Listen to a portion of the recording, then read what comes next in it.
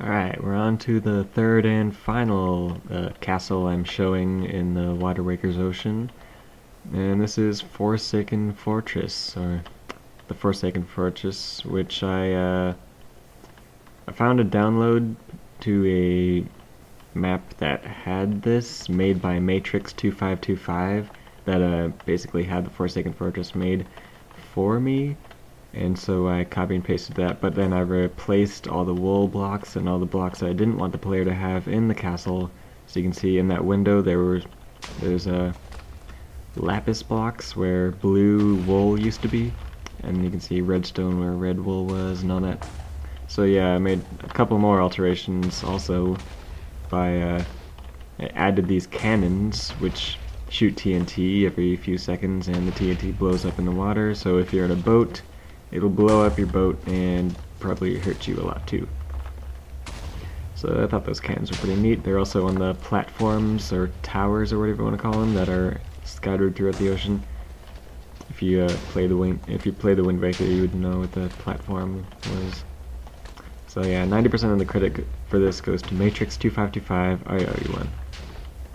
He basically made all the design and interior and everything, and I just used MC Edit to make it fit for this map. Is that a zombie banging on a door? Yeah, it is. That's one problem with this. I should probably replace all the wooden doors with iron doors because they have pressure plates anyway, so it's not going to be that big a deal. And again, I have to say again, mostly built by Matrix 2525, I just put in the stuff that can kill you. So all the spawners and cannons and stuff. Now here's my take on the little enemies that go nene nene nene nene nene nene from the Wind Waker. It's just a baby zombie with a full black leather armor and a wooden hoe. It's supposed to be a pitchfork, but you know, no pitchforks in Minecraft. And this spawner spawns quite a bit of them, and I think it's surrounded by silverfish, so it's gonna be a little difficult to get to the spawner.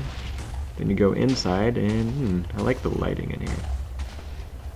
Yeah, those cannons can get a little annoying if you leave the sounds on. By the way, here's my take on a moblin. The thing about these pigmen is that they have a lot of damage, but they have really low follow distance, so they won't notice you unless you come in within like 8 blocks of them. Like a moblin detects you and then runs after you. I think they're really fast too. Or they should be. I might want to make them faster if they're not fast already. You go in here, and there should be more moblins around here. Or I think it's just one more story up.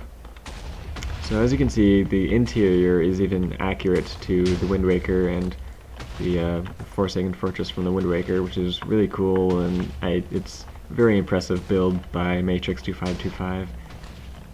I just had to use this. It's just so perfect. So yeah, you head up here, if you remember from the game. Those cannons really are getting annoying. Hopefully if you go up high enough, it doesn't bother you as much. Yeah, okay. So like, natural spawns everywhere.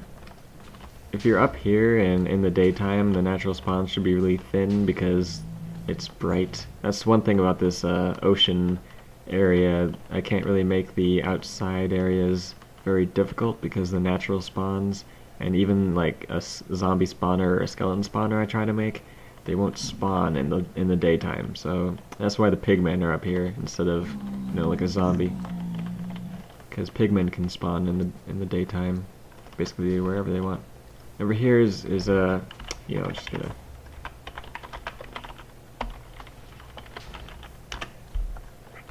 Yeah, so here more of those baby zombies should spawn somewhere along here. Come on. Spawn me 1 or 2. Oh wait, there's one. So yeah, there's more of those spawners because they're here in the Wind Waker. And here's a cool little parkour thing with ladders and stuff that's meant to simulate the sidling wall you climb on the Wind Waker. You can see the light towers over there. Pretty cool. Whatever. And up here is another moblin spawner. And in here is really cool too. This is the area where you're fighting the big bird enemy. I forget its name. Don't really memorize boss names from the Wind Waker, and this is like Molera, which has a really nice boss theme, so I just memorized the name so I can look it up on YouTube. So yeah, you run up here, might as well just fly. And then you're up here where you actually fight the bird. And then those levers, I guess, are the spikes. That used to be black wool, but I turned all the black wool into coal blocks so that you can't just, get a black wool and call it call it the black wool from the last area of the map, which is going to be insane. Okay, so yeah, you get up here, and this is where you fight Ganondorf in the Wind Waker.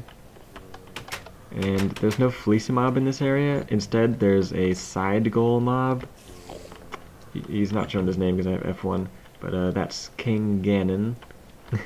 And so if you kill him, you get the head of King Ganon, and that's part of the Headhunter Monument.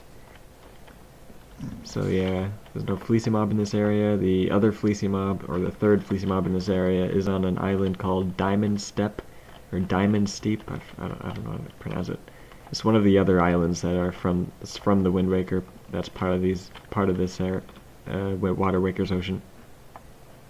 Which I think there's like 5 islands, 5 or 6 that are directly taken from layouts of the Wind Waker islands, and each of them have a unique item to obtain if you find the island.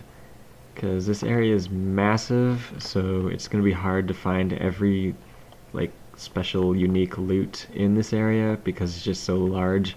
You do get a map though. I give you a map that's basically just ocean on the map.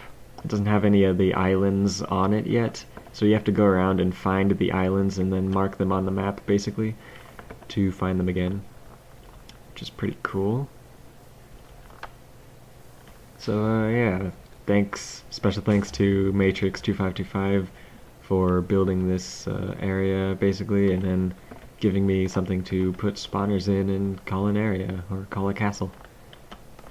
I think there's, down here is a Bokoblin spawner, under the tower where they would be in the Wind Waker. They would be up here controlling the light. Yes, okay, it spawned me one. So this guy has it's got armor that's supposed to be more like clothes, an iron sword. So it's basically a weaker form of the Moblin, or the Diamond Sword Pigman over there. But yeah, that's a Bokoblin, I guess. So yeah, that's pretty much all I can say about Forsaken Fortress.